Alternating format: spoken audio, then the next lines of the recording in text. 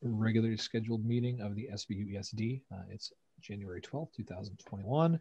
The time is 5 o'clock. So for the benefit of our clerk, our minutes keeper, Richard, if I would just invite folks to identify themselves, everyone on the call, please. So again, I'm Chris Murphy, and I have the privilege to chair this board. Scott McEnany, Shaftesbury, Vermont, board member. Cindy Brownell, Pownell. Shayla Sikora, Bennington. Tammy Soul, Pownell.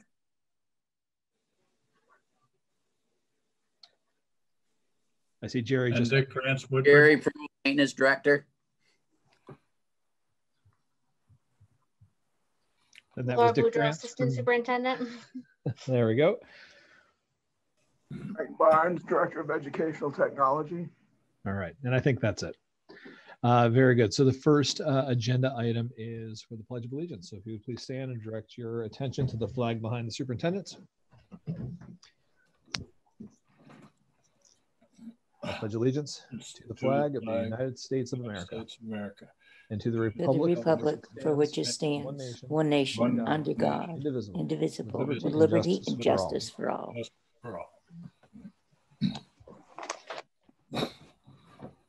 Thank you, everyone. So I would now open the floor to public comments, although I don't see any members of the public present. If there are any who simply I'm not seeing, now would be the time if they wish to offer any public comment. All right, hearing none, we'll move on to agenda item 3, the approval of the consent agenda. One change that I see needs to take place, as I understand it, Emily Cross has been hired as the 4th grade teacher in Shaftesbury, not as the 3rd grade teacher. So that change will need to be made to the consent agenda. Other than that change, do any of the board members have any proposed changes to the consent agenda to include the meeting minutes that are posted? Dick, please. Are we approving minutes from, for some reason, I thought I saw it on the list for December 8th as well as the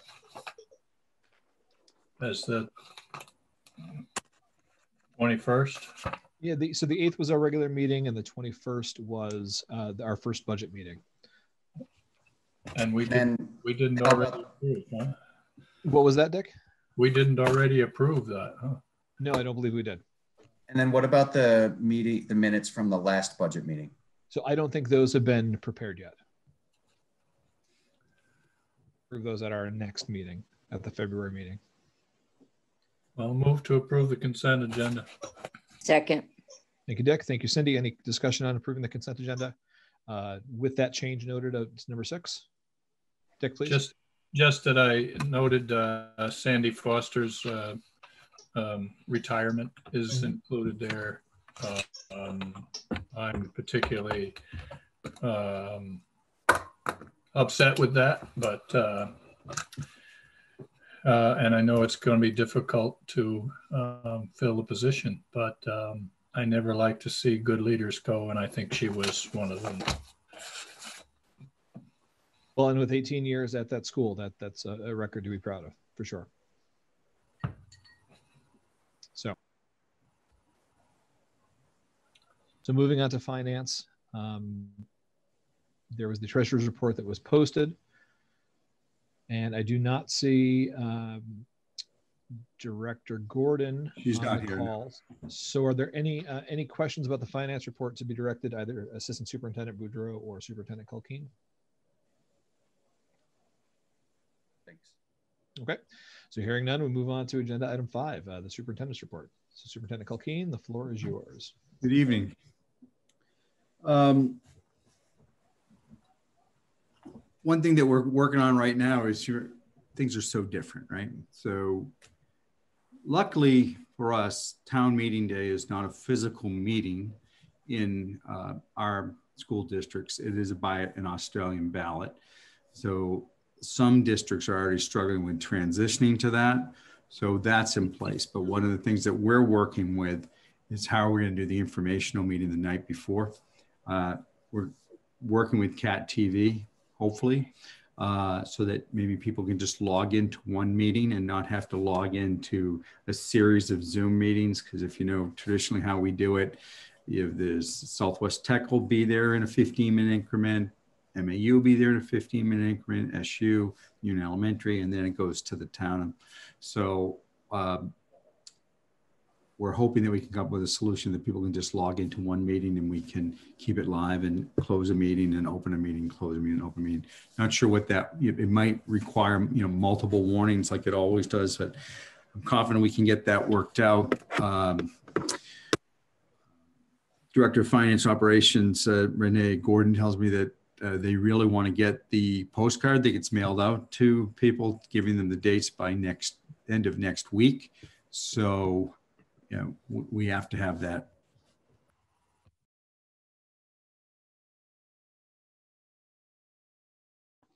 Jim, you've been muted.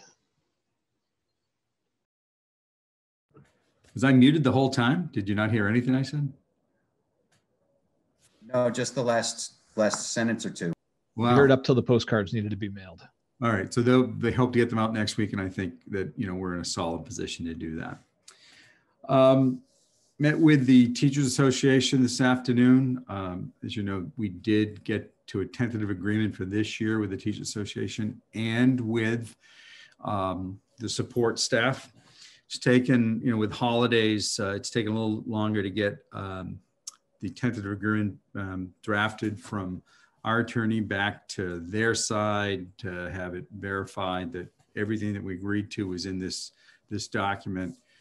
They intend to ratify it the last week of January, which means, just want to give you a heads up, I may be calling for a carousel meeting the first week of February. We'll get all the boards together on one Zoom meeting. We'll warn all of them separately.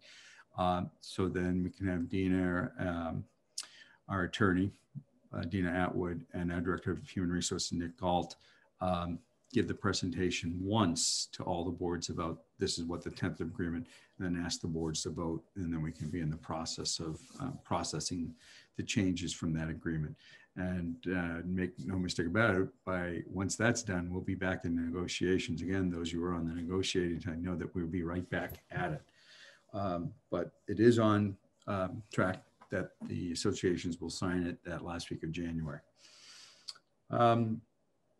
Pleasure of telling you that we have an equity coordinator who's coming on board. I'll be making a recommendation to the SU board. So we finalized that today, met with the gentleman. His name is Jonathan Phipps. Did I say Phipps? Phipps. And we will, again, a little different with Zoom, but we will get Jonathan out to all boards, to all schools, some way, shape, or form, so that you can all meet him. And I met with him today to begin drafting what will be his entry plan for how he comes on board with our district. So it's been a long process to get here, but I'm very pleased. Since Assistant Superintendent Laura Rudeau is here today, I am going to relinquish part of my time and ask her to give you an update, because this is something that we've been doing with principals and with the union.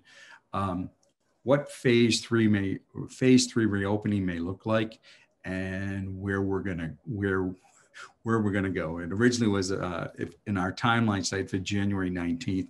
That obviously is not going to happen, but it was a target date. So the target is now going to be in March. But Assistant Superintendent, it's your floor. Thank you. Thanks. So again, part of the requirement, and if you followed the timeline that we've started in the fall to keep families in our community updated about how we're moving, which is, it's always hard because in education, we like things to be lined up like this. And when you're dealing with a virus, nothing lines up like this. And so we're learning to be flexible. So we've been working in phase 2, SVSU phase 2, and building phase 3. And so we started, we started way back in the fall with thinking about it and using the guidance that was provided by the Agency of Education. But we have, with intensity, have been planning, we're planning for phase 3 because there's so many moving parts, using the Agency of Education guidance, which has not changed since November 16th. So we're we're working on that same guidance. We anticipate at some point it will be updated if the agency follows a similar pattern. So the last 3 weeks, we meet with the principals, all the principals and directors for an hour. And the task is everyone is building and trying to be respectful of the culture of each school. And then they bring ideas to the team meetings that we have weekly, so that we can problem solve together. And then they go back to their building, to their leadership teams, and they do some more problem solving. We come back and share. And through this process, we're able to use, each school is able to use each other. That's been the wonderful part, especially for the elementary schools, is watching the collaboration between the building administrators. I know Jim and I sat in one subgroup today. I think it was Shasberry and Pownell and Woodford were the three, and they each shared where they were in the development. And they were problem solving, how do what does it look like to get all kids in the building? So just that grain size is a massive task, because we still have a screening protocol that we have to follow, and we're taking people's temperature, and how do we get the cars in the parking lot?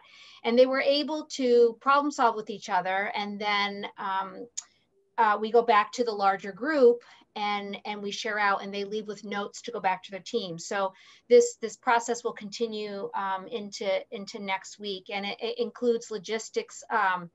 We get to the grain size of, because the guidance says desks are facing forward. So we used some of the ESSER grant money to make sure that we have desks, so that desks are all facing the right direction. Making sure that, again, this was with ESSER grant money. We've learned through trial and error that iPads are much more useful for some of our smaller children than Chromebooks. And so we're also really trying to be really thoughtful about the resources that we're using. And at the same time, there's also an educational conversation going on about how do we support. We had a group of, it was teachers and administrators that came together to also do brainstorming around how to use some of our title money for tutoring to support our students, and developed a protocol that all buildings can use. And so again, we're trying to balance our conversations to plan for phase 3 around the safety pieces that need to be in place. And then also at the same time, really thinking about learning and where our kids are at and how to support them. So that's just to give you some insight of what that looks like right now. And again, Jim said that, right now we're in phase 2, the SVSU is in phase 2 hybrid, and we'll set a target date, and we share it with families in our newsletters on Friday to then make a decision to move forward. And as you may have, heard from the governor and the Secretary of Education last week, they share a goal that all students will be in school 5 days a week beginning April 1st. It's an admirable goal, but if the 6-foot requirement remains, I don't see how we do that in all of our schools. We can't physically distance it. I have to say I'm a little disheartened that the decision was made in Vermont to not vaccinate teachers in the next round of vaccinations. And I'm a little perplexed about why that decision was made, when at the same time you're saying that you want all schools open to all students starting April 1st. I think one way we could have accomplished that is if we had vaccinated all our teachers, but they're going with an age model instead of essential worker model.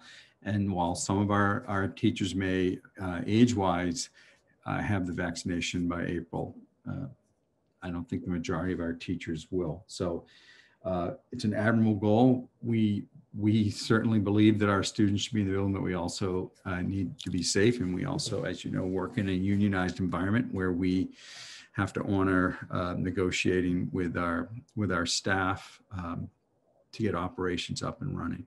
I'm going to pause. Laura talked about a lot, so I wonder if anyone has any questions for her before on any specifics. So I'd like to start just by asking the both of you, please, what leeway do individual boards have in making the decision whether or not to return to full-time instruction? I agree, it's an admirable goal. but given the thing in Vermont, I don't know that it is necessarily a realistic one to meet while also continuing to guarantee safety of our students and of our staff. And so what kind of flexibility do we as a board have?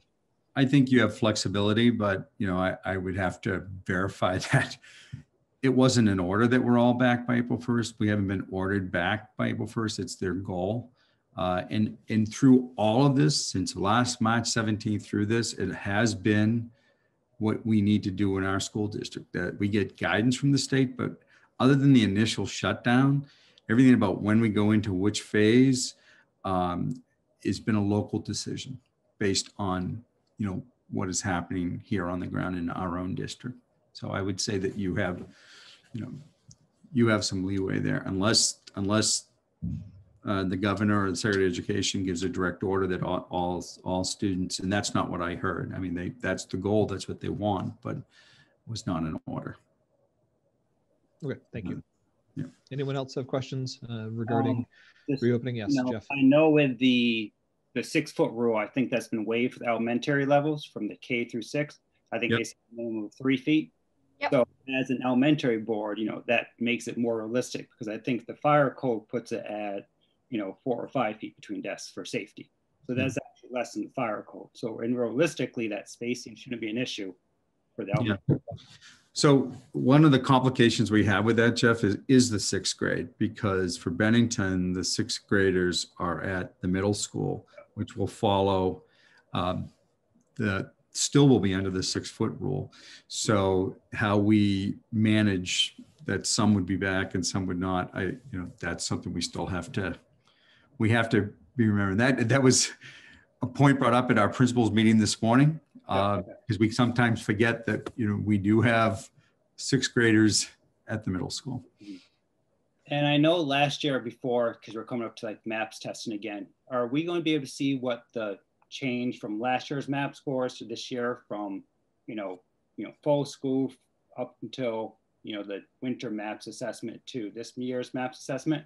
Are we going to be able to look at that data point to see how much impact the kids not being in school has made? So part of one thing that we're also kind of related to that, Jeff, is what we're hearing is the state is, the term they're starting to use is districts detailing a recovery plan, similar to we did a continuity of learning plan, that we're going to be expected to draft recovery plans, which would include looking at that data to see, what was lost during this, and then what is our plan to accelerate and make it up. And they're also talking that there was more money that's coming into the state than anticipated, that may be able to assist us with developing those recovery plans and putting resources in place to, if we identify that students have fallen behind. And there's got to be some impact, but we will have. Laura, do you want to talk about testing? So, and Jeff, your comment is one that is everyone's trying to think about.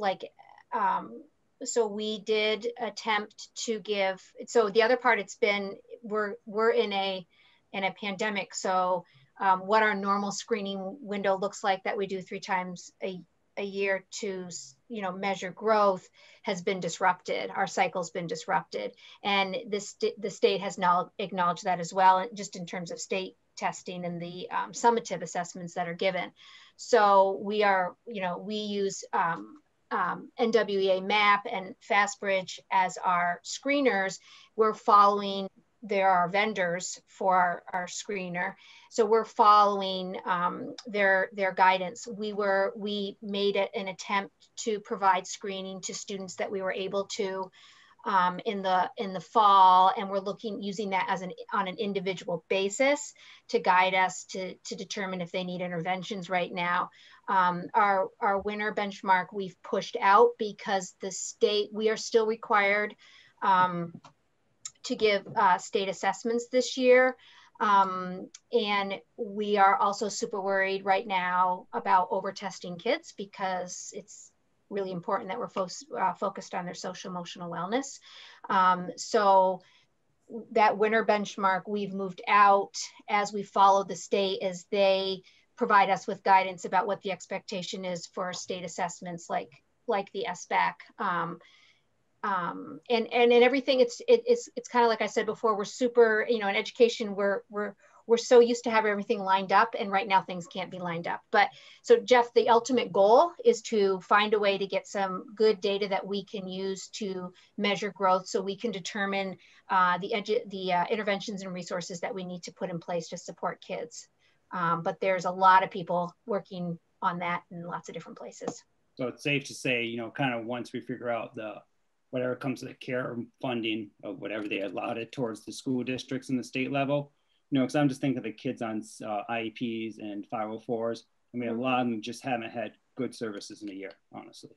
And I mean, I'm seeing a lot of those kids are probably going to be further behind than their peers, just because of, their IEPs and what's needed, required. So I'm just making sure that, when we get that money, if we get it from the care as the last bill that was passed in December, that we make sure we allot enough money for special education to make sure we get those kids caught back up quicker than they've lost.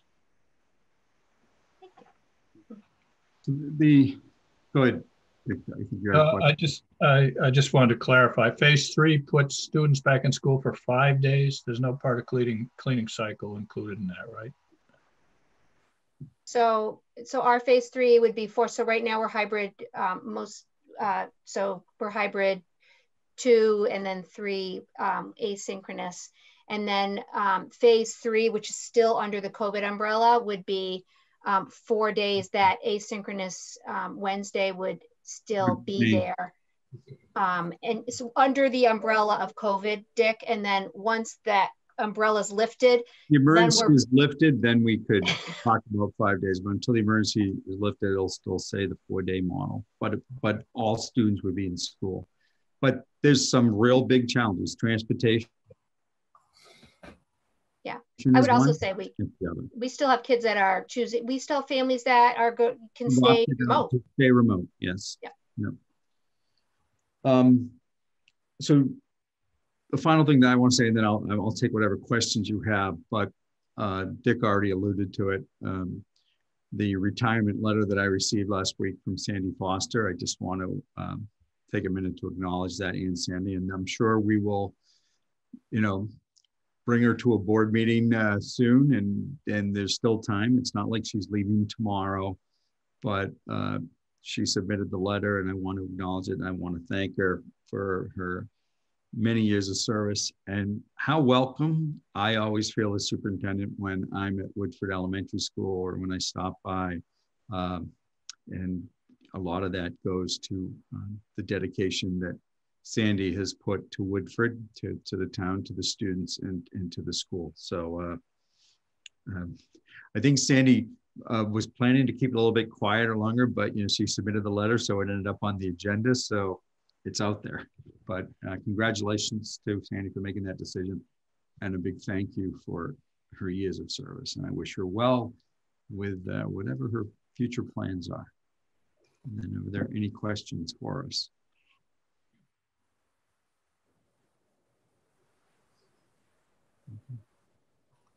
All right. Well, thank you, Superintendent Culkeen and Assistant Superintendent Boudreau. So the next item on the agenda are policies, and then it feeds into the chair report. So I'll just speak to both of those. There are no policies for us to warn or discuss or review tonight, but we did have this month's policy meeting last night. It was largely sort of an introduction to the SVSU's policy procedures to the representatives from the Arlington and Sandgate school boards who were present. On last night's meeting, we had 2 members of the Arlington Sandgate school board there, as well as the superintendent of schools. And it was a conversation absolutely marked by a cooperative energy and a cooperative sense of things. When you have, as members of this board can identify, when you have a forced merger, it doesn't always get off the ground as smoothly as maybe it could otherwise, but it definitely seems very promising, this bringing Arlington and Sandgate into the SVSU as well, just marked by the energy of last night's policy meeting. So that was very encouraging. I'm going to use part of the chair report. I'm just realizing that the SVSU report out is not on this agenda. So I'm going to use part of the chair's report to call upon this board's SVSU reps just to speak as to the business of the SVSU board. But I did just want to echo the sentiments that Dick shared at the beginning of the meeting and Superintendent Culkeen just shared in terms of congratulating Principal Foster on her retirement and thanks for what seems, I think, are 18 years of service at Woodford. So thanks very much for that. Want to note that this board did approve a budget to warn to the communities. They will be warned soon, but just for anyone who's watching this meeting and wants to know the details of that conversation, I'd refer them to the December 7th meeting of this board. If it's not on CAT TV already, I'm sure it will be shortly. And then lastly, often the elementary boards, often the boards under the SVSU will opt to not hold a February meeting, sort of to allow our administrators to sort of catch their breath after budget season. So we can, I don't know that we can necessarily make that decision tonight, but if we do not, if the members of this board, members of the public do not see a warning for a February meeting, that's why, because often we tend to take that off. Superintendent Culkeen, you may have a February meeting to vote the contract anyway. So yes, well, yeah, and we may have the carousel meeting the superintendent mentioned before, but in terms of a regular SVSU ESD meeting, that may not happen, but we'll, stay tuned for that. So with an eye to the SVSU report out, I'll leave it open to any of our SVSU reps want to speak to that, please. The floor is yours.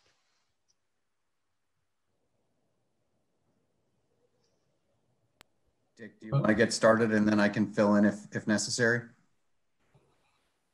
Yeah, same with me. I was kind of leaving it up to you, Dick. A lot of what's going on at the SVSU has to do with policy information and working Arlington and Sandgate into the mix. And we did try to do an evaluation of the superintendent, which got significantly short-circuited. There's an iteration of it out there that Jayla probably has some feedback on, and I know Ray would. So we've got to keep that process going. We have some 7 policies that we're bringing to the next SVSU meeting to kind of get that back in line. And the budget, we kind of felt pretty good about the numbers on that. And I don't know what else Jayla, Scott, we'd like to offer. I think that sums it up. I mean, certainly the conversations with Arlington, Sandgate, and integrating them into the board have been, I think, helpful for all.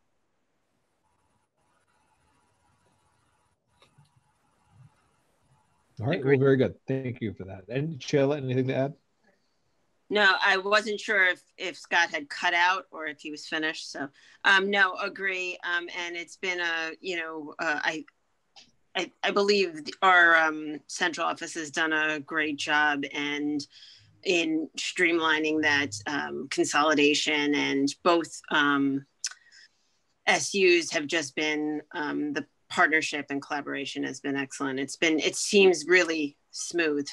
From what I'm seeing, but I'm sure that there's a ton of work that goes on behind the scenes that is a testament to how well that work is being done, because it seems so smooth from my perspective. Yeah, I guess if I can that's nicely put. Riff on that a little bit. It's been noted by the reps from Arlington Sandgate how well prepared and how welcome that they have felt as part of that. And publicly, it should be stated that, huge amount of credit to Renee and Jim and the entire team, because it's been mentioned more than once by that board. So thank you. Great, excellent. I was very pleased last night. I mean, the spirit of cooperation in the room was during the policy. It was, but we continue to reach out, be open, and be receptive as it was already mentioned. This is a forced relationship, and though it you can't tell it from being in the room. Everyone, there's a spirit of cooperation. So I thank everybody for that. No. Be nice to get in the room. Very good. So that does it for the chair, the report from the chair. Agenda item number 8, the final agenda item, just FYI, there's the budget status report, as well as our enrollment numbers that have all been posted. So with that said, we've exhausted our agenda, so I would entertain a motion to adjourn, please. So move. Second. I see Dick and Cindy with the first and second. Any discussion on adjourning? Hearing none, all those in favor of adjourning, please signify by saying aye and raising your hand, please. Aye. Any opposed? Any abstentions? All right, very good. The motion passes and we are adjourned. So thank you very much, everyone, for tuning in. Thank you. Be safe. Were you about to say something? Be safe. Thank you, everyone. Good night. Okay, very good. All right. Well, good night, everyone. Thank you.